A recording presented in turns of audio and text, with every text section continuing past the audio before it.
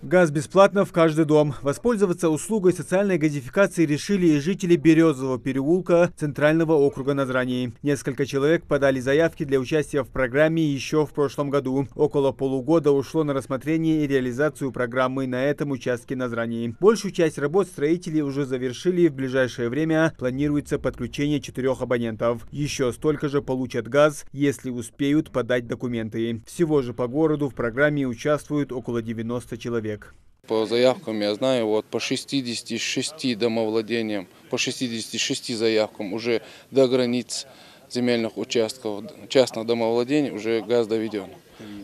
По 12 домовладениям уже газ подключен и он подан в дома. С января 2023 года на сегодняшний день уже подано более 50 заявок «Газпром». Они сейчас рассматриваются. Довести бесплатно газ до границы земельного участка без каких-либо расходов. Такую возможность жители страны получили в июне 2021 года. Тогда президент Владимир Путин подписал указ о бесплатном подведении газа к участкам. С декабря прошлого года программа стала бессрочной. Глава государства поручил на эти цели выделить дополнительно 400 миллиардов рублей. На сегодняшний день у нас, можно сказать, за 22 год, цифру приведу, подано более 1300 заявок. Из них 707 заявок принято с подтверждающими документами. Более 500 заявок отказано в связи с тем, что был неполный пакет документов. Благо для населения здесь в чем в этой программе?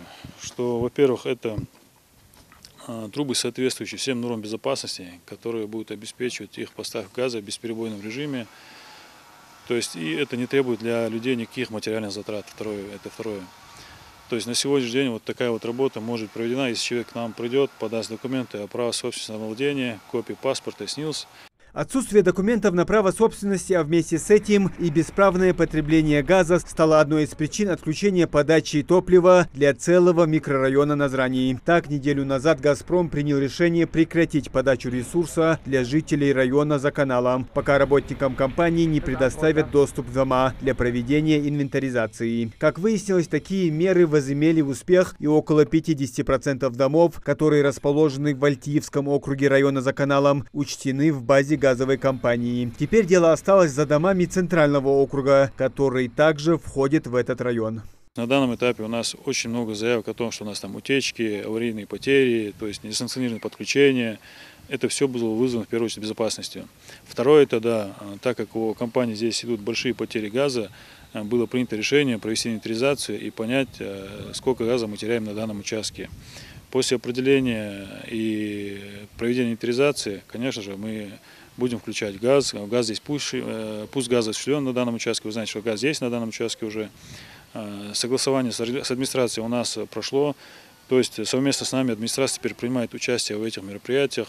Администрация города также ускорила процесс установки на учет домовладений в той части, за которую они несут ответственность. Все сроки выдачи документов, всех необходимых документов для первичного оформления жилья, земельного участка сведены на самый минимум. Наши сотрудники и не только сотрудники, руководящий состав держит вопрос под контролем. Пытаемся в течение суток выдать все документы, которые они запрашивают. Несмотря там или в мэрии, или в 4 округах города Назрани, без разницы, вопрос находится на контроле. Чтобы ускорить процесс установки на учет домов, а вместе с этим и узаконить потребление газа, сотрудники «Газпрома» предоставили для жителей города мобильный офис. Туда можно обратиться по нескольким вопросам, в том числе по установке на учет как абонента, а также участие в программе социальной газификации. Процесс идет, но медленно.